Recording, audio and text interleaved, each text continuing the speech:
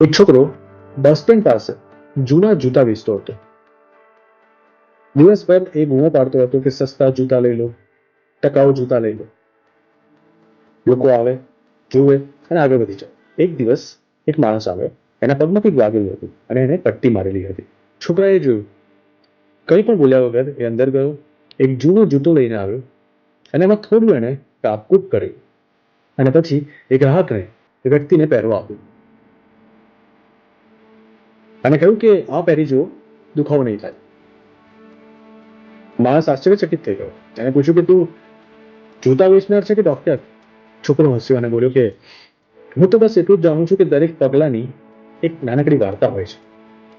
એ દિવસે એણે માત્ર એક જોડી જૂતા વેચ્યા, પરંતુ બીજા દિવસે એ માણસ એના બધા જ મિત્રોને લઈને આવ્યો અને એને આ છોકરાનું ઇન્ટ્રોડક્શન એવી રીતે આપ્યું કે ચાલો, આ છે જૂતા વેચનાર.